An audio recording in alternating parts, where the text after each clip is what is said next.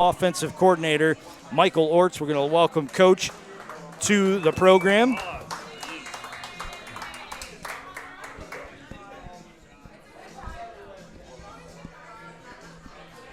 Hey there, how's it going? Good, Coach. First of all, thank you very much for joining us, and welcome to the program. Absolutely, happy to be here tonight. And also a belated welcome to the Baldwin Wallace family. This is your first year as the offensive coordinator. How's the transition been going for you? To say it's been a chaotic summer, it would be an understatement. Got the job here early June and moved the family, the two kiddos, the dogs out, and what was that, the first day of practice, August 5th. So it's been a whirlwind, but it's been an awesome experience so far. Yeah, no doubt about it. Whirlwind is probably the best way to sum it up, the nicest way to sum it up for sure. Absolutely. But you come here after a long career up with your alma mater, St. John's, up in Minnesota, tradition-rich program. Absolutely.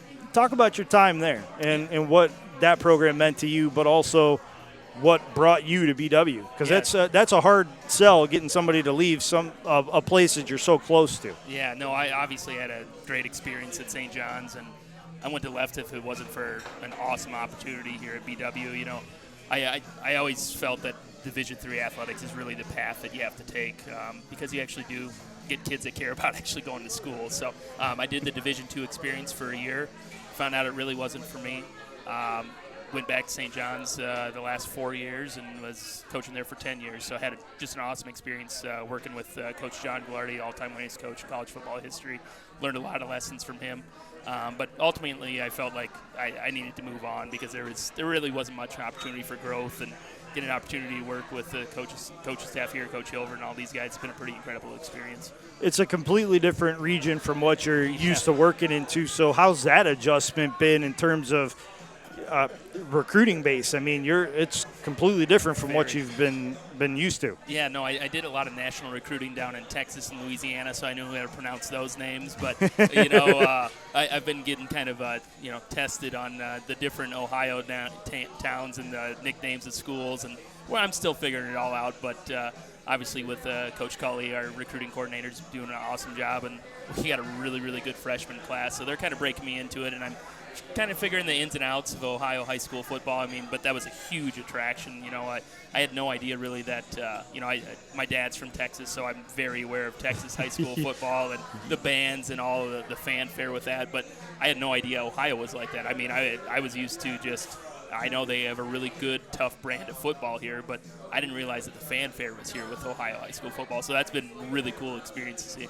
Yeah, and it really doesn't matter what corner of the state you're in either. Yeah. I mean, obviously, you'll get disputes depending upon who you talk to and who their alma mater is. Yeah. But, you're right down the road from the cradle of football where everything started professionally in Canton. Yep. You've got that rivalry with Massillon Washington High School, which I've been working McKinley. on saying Massillon, not Massillon. Like I grew like that was what I always thought, because everybody knows what I thought was Massillon, but Massillon. Everybody's very aware of that throughout the country. As long as you know that they're the Tigers, you'll be in okay shape. I'll be okay. Good. You'll be all right. But no, the high school football here has been incredible. I've been to a handful of games already, and people care about football in the state, and that's what I love about it. Because coming from Minnesota, the football it's a very good brand of football. There's not the high-end talent that you see here. It's a lot of Division III, Division II type players, but people care about hockey in the state of Minnesota, and here being in football world here, it's pretty awesome. I do have to thank you on a personal note for one of the best players that ever came through the college team that I cheer for besides the BW. He was a linebacker that came out of Minnesota, so thank you very much. James Laurinaitis, huh? Yeah, that would be the one, yes. I actually coached with his defensive coordinator. I coached high school ball for a couple years, so he actually taught James a lot of how to prepare for the game and whatnot. So there's been a few Minnesota guys. Jay-Sean Cornell came through, but Laurinaitis obviously he's right there. He's the headliner for sure. Yep. But getting back to your career now, you worked with a Ghilardi Trophy winner up at St. John's. You were with quarterbacks that led Division III in passing yards, touchdowns, and efficiency rating. What did those experiences teach you about developing quarterbacks that you can apply to your job here? Well, I can tell you the most important thing is recruiting. And, I think we're getting a pretty good experience here with Joey, and Rhys Weimer's been an awesome kid to work with. But, I mean, it all starts. You you got to have a pretty good piece to mold with. And, I was blessed to work with Jackson Erdman, who won the Glardy Trophy, and a kid who I think will have a pretty good chance, Aaron Severson, back at St. John's right now. But, I mean, a lot of it is just like, kind of, I always say it's kind of like setting the table. Here's what you're going to see. Here's kind of the setup of what to play. But at the end of the day, kid, here's how you're making your decision.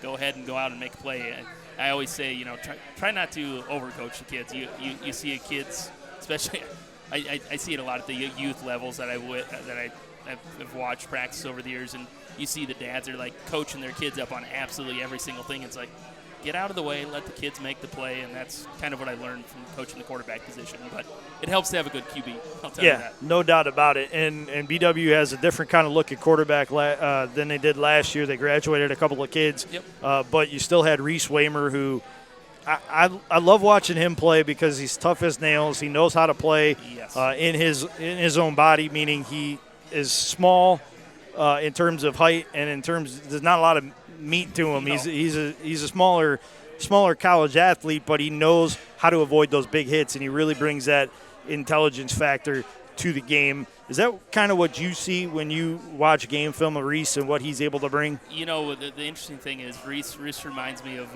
my favorite college football player of all time, and I don't know if I should admit this being that we're in Cleveland here, but Johnny Manziel, Johnny Football, That's okay, you know what?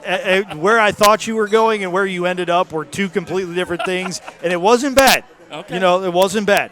And I'll say this, Rhys has that it factor about him. I mean, Joey's obviously been fantastic, but Rhys has fought his way for playing time. And he's, obviously Joey earned OAC Offensive Player of the Week, but Rhys has been doing everything to earn his playing time because he's too dang good of an athlete to keep off the field. But he definitely has that it factor. He may not always be right with his decision, but at the end of the day, the play ends up being right because he's so dang athletic. And, people kind of underestimate how well he can throw the football. I think you saw it here this last weekend with that touchdown pass to Darius Stokes. He can really wing it around there. And, if Joey hadn't come in and transferred, I mean, we'd be having a different story about how great Rhys is and leading the team. He's an awesome kid to work with. Yeah, so talk about that. Joey comes in as a transfer quarterback. How have you seen him progress since he's been in the program, and what ultimately led to him being the guy that was going to be trusted to be the starter? Well, I can tell you it was a pretty dang good three-way battle. Nico Pappas actually did a really nice job too, coming into camp, and we gave him a couple days each running with the ones. They all did some different things well, but ultimately it was between Rhys and Joey. And Joey just, he can push the ball downfield, and me being a pass game coordinator, I'm always going to lean a little bit more. I think your guys are seeing a little bit more passing game here compared to the last few years. So I'm always going to kind of lean with a guy that can kind of push the ball down the field. But, Joey has, he's been coached pretty dang well. So and I don't want to take too much credit because I like kids. The last two kids that I've coached over at St. John's were Division I transfers, and they got excellent coaching. So once again, it was, here's the tools that I'm going to give you, and let me get the heck out of the way. So that's, and Joey's talent's starting to shine through. I think a lot of we struggled the first few weeks offensively, and I think guys are still trying to gel offensively with all the new pieces, the new playbook and everything. And I think the last 2 weekends, you're starting to see us progress offensively, but that's a big credit to Joey and Rhys of what they've been doing offensively for us. Yeah, it's been a little bit of a roller coaster ride over those first 3 weeks. You have a good performance, but come out on the wrong side against Mount St. Joe's. You struggle a little bit against Wilmington,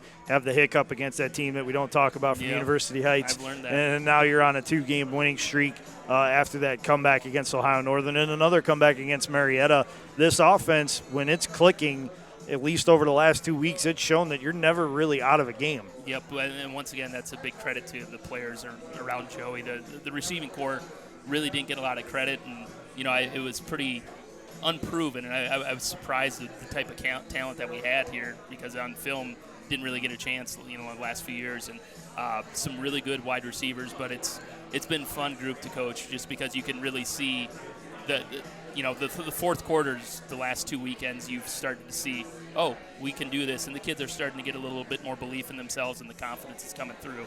So I think it'll be very interesting to see how we progress here the next couple weeks. And I can tell you our practices have ramped up quite a bit. Yeah, one of the wide receivers, you mentioned him, Darius Stokes, has just really come on strong in his last 2 games. How nice is it to see him translate the success that he had in that fourth quarter against Ohio Northern and back it up with another standout performance against Marietta. Yep, no, it's awesome to see in Darius's leadership. He's really stepped it up here.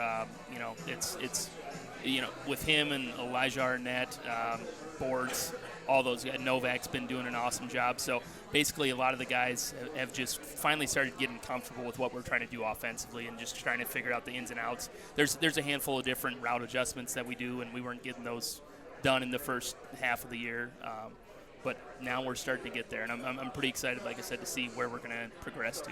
One guy who really emerged in the Ohio Northern game was Tim Conwell. Yeah. He goes out there, and he didn't have a pretty stat line coming into the game, but then goes in there and catches arguably the biggest pass of the game, and it wasn't even a touchdown. It was the fourth down slant that he ran from the left side of the formation, caught it right over the middle, got the first down, and took a hit. Extended what became a touchdown drive. And like you said, he was able to hold on to the ball and take a hit. And then later in the game, he makes a special teams tackle and then follows it up with the big touchdown catch. It was kind of funny and fun to watch. Him and Stokes go back and forth and play a game of, can you top this? Yes. And that's really it was the perfect example of that infectious playmaking where one guy makes a play and the other's like, well, now it's my turn. I'm going to go make a play. Well, and that's the crazy thing about this wide receiver core. I mean, if you have met Timmy Conwell, we joke around in the office. We're like, is that kid part of the cross-country team? Because he comes in wearing his Brooks tennis shoes, and it literally looks like he just came back from running a 5K. And here this kid does what he does. A couple of the kids, he comes in as a freshman, and they're like, this kid's not that good. And, after a couple of days, we're like, well, we better get him with the ones and twos. And once again, that just goes to show how deep our wide receiver core is because, I mean, Jake Novak, he's got one catch on the year, and he's about as good as it gets as far as a wide receiver. And Michael Love's starting to come into his own. Like I said, we go about 7-8 deep right there, and I feel really, really comfortable with that group of guys that are playing. Yeah, the nice thing is, unlike previous years where you almost see teams pass because they have to, you guys are coming out and passing when you want to, and I think that's a big difference. That goes a long way in keeping your opponents off balance. Well, absolutely, and I think it's helped John Murray's game out quite a bit, just trying to keep the defense back. Keep a few miles off John and his body. But I think we're starting to get a little bit mix of the pass and run. And me, right away at that first game of the year, obviously we were going to pound John there and try to run out the clock, and he got his 25 carries or whatever it was. But we definitely we're going to be much more dangerous as we continue on because, like I said, this wide receiver core. I think our leading receiver actually might be Vinny LeMayo, a kid that I haven't even mentioned. So, that just goes to show how much depth and how many playmakers we have. And I think once we combine that, and we got some really good depth at running back, and the pieces are starting to come together on the offense line. Obviously, replacing 4 starters, that's a pretty tough job. But Coach Culley's done a great job getting those young guys ready. Starting a true freshman there at left guard. I can understand why we had our challenges, and trust me, I was beyond disappointed in the first few games that we had. So it's pretty nice to see that the last 2 games are starting to click a little bit. So I'm hoping the bye week doesn't slow us down too much with the momentum, and we build off that. Before we let you go, just a few more questions. There were a lot of question marks around this team in terms of the offensive line, what was going to happen at quarterback. But you mentioned a young man who wasn't a question mark. He was going to be at the top of the depth chart if he was coming back, and that's John Murray Jr. How nice is it as a coordinator to have that option to rely on a running back to help carry you if the passing game is off to a slow start? Well, he's the ultimate security blanket because, he can make so many different guys miss. That first game, like I said, 25 carries or whatever, 180, 190 yards, whatever he had, he broke a lot of tackles to get that many yards. So, we definitely relied heavily upon him. And, the thing that people don't talk about with John, and you'll see him in there even when we're throwing the football, he is an incredible pass protector. He might be, if he couldn't run the ball as well, he'd probably be our starting right guard center or something like that because people will not see it on film. When he drive, he had 2 or 3 huge, just absolute picked up a blitz, and nobody sees those things. And that's a great thing about John behind the scenes. He does a lot of those important. These are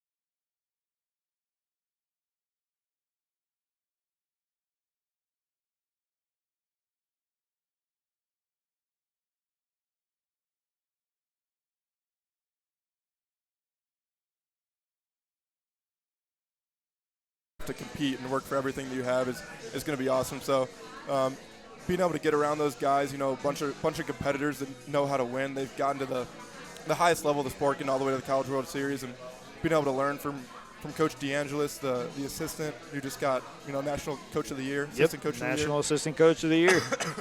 And then obviously Coach Harrison will be awesome experience. Yep, no doubt. You came into the program, you had to earn your spot. Coach Orts mentioned that it was a tough battle, a tough decision between you, Rhys, and then what Nico Pappas was able to do in preseason camp. But first and foremost, what's it been like to win the job and then also deal with the ups and downs of Rhys coming in and trying to help spark the offense? No, yeah, it's definitely been a interesting couple of months, but competition is what leads to success. So being able to go out there, compete, you have to be on top of it every single day, and you're being prepared for practice, going out, and you have to perform because there's a guy that wants it just as bad as you, wants to win just as bad as you.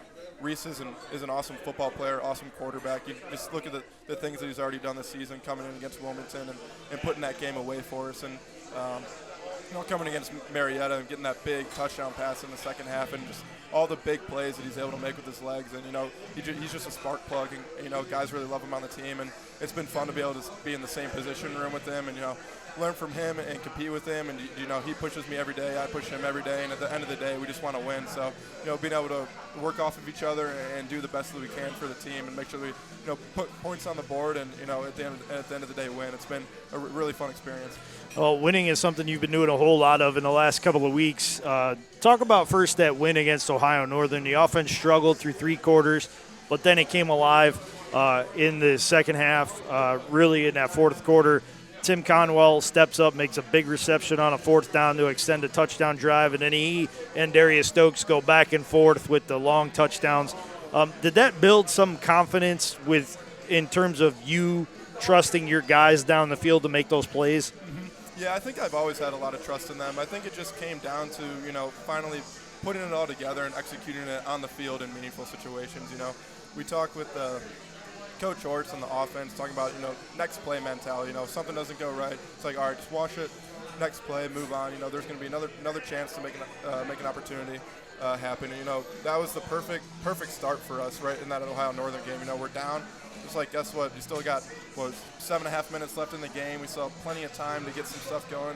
Dude, Timmy stepped up, 84-yard touchdown, be able to get that thing rolling. Defense gets another great stop. Then, Darius be able to get that long touchdown. It's like, okay, we know we can make these plays. We've built the trust in practice. Now we've definitely shown it. We've shown it in the games coming back against Ohio Northern. And I think that's what really catapulted us in those last 2 drives against Marietta as well. It's just like, we've done it before, we can do it again. Now let's just do it, throughout the game as well. So yeah, let's start a little earlier. Start a little bit earlier, save a little bit of a, panic or heartache. But I think that's really just a good confidence builder going into the second half of the season. Now I think this bye week comes at really a perfect time for us to really just rest, recharge, get our legs back underneath us, ice up some bumps and bruises, and then just kind of work on the fundamentals this week, and then next week get ready for Muskie. Yeah, before we let you go, just a couple more questions. First and foremost, when you look at Tim Conwell, he didn't have a whole lot of gaudy statistics coming into that Ohio Northern game, but he arguably had 2 of the biggest plays of the game with the 4th down reception and then the touchdown. What did you see in him that allowed you to just be able to say, hey, I'm going to throw it to you in this money situation, and I know you're going to come up with a big play? Right. I think it all just goes back to practice and preseason camp, and even some of the time after I decided I was coming to Baldwin Wallace back in the summer when I came and met some of the guys and threw with them in the summer. It's like, you look at him, he's not a big presence, but he's just an unbelievable football player, a guy who I think could probably be an all-conference player at some point in his career. And he came in camp and just absolutely wowed everybody on the team. We're like, wow, who is this kid? Freshman coming in, he's making plays left and right, catches the ball, puts his body on the line, runs unbelievable routes. So as soon as that play was called, I was like, let's get him the ball, let's see what he can do. And he made an unbelievable move on the kid, got wide open. And I was like, just got to put it out there for him, let him run under it, make a play. And yeah, just really one example of that wide receiver room, and really just the team as a whole of guys that just stepped up during training camp, stepped up all throughout the season at different times. Guys on defense, other guys on offense. So you know that they can make a play because they put the work in. They put the work in throughout practice, and you see the all throughout the 5 games that we've had, just really guys stepping up in big situations that really turns the tide of games. How nice is it to have a bye week in the middle of the season instead of, say, week 2? Yeah. I mean, like I said, I think guys are a little bit beat up right now. Legs are getting a little dead, and now having this bye week right now, just get it back underneath us, get some treatment, get off of our legs a little bit, have a couple practices where we can just kind of slow down a little bit, focus on the fundamentals, but not lose that focus of what we need to do. So they're not, even though it'll be a little bit slower practices, they're not going to be any less focused mentally. So those will be really big for us to really sharpen in on all the focus on what we did well, and then also correct those things we haven't done well to make sure that we have a little bit more smooth of the second half of the season, just pick up as many wins as we possibly can. You've played behind a young offensive line this year, but how have you seen them come along and develop over the first 5 games of the season? Oh yeah, it's been awesome. I mean, 4 out of the 5 guys being completely brand new, coming into their starting roles, just seeing the confidence that they have now. Compared to where it was even preseason, just it's leaps and bounds of where they were in the preseason. I'm really thankful for all those guys. I mean, you look at some of the defensive linemen that we faced in the past 3 weeks, from John Carroll, the really good defensive end, from ONU, All-American from Marietta. I mean, these guys are some dudes that they're going up against, but hey, they're putting their bodies on the line. They're giving me time to get rid of the ball, and I mean, and it shows. And they've been doing a really good job, and I'm really glad that they're in front of me. Yeah, no doubt. They've really come along, especially in the last 2 weeks, to make sure you have the protection to make the plays down the stretch. Before we let you go, with all the improvements that you've seen, what do you think the future holds for this team over the final 5 weeks of the year? If we have a really good bye week, if we really just lock in and decide, hey, we want to have a really couple good practices this week and just don't let ourselves kind of fall off and get lackadaisical at practice, if we really just mentally focus and then starting on Sunday, lock in on Muskingum, just taking it one game at a time, just like on the offense, taking it, one play at a time, next play. If we just take it one game at a time, not look too far ahead, I think we can really see some really special things, by the end of the season, put ourselves in a position to make some really special memories. And I think that's what it's all about, not looking too far ahead, but just looking at what the task in front of us and trying to compete every day in practice, and then that'll lead to good outcomes on Saturdays. Well, Joey, thank you very much for the time. Thank you very much. Always sir. appreciate it. Congratulations on being named the OAC Player of the Week. Go get a water. I know you were struggling through that interview. I appreciate it.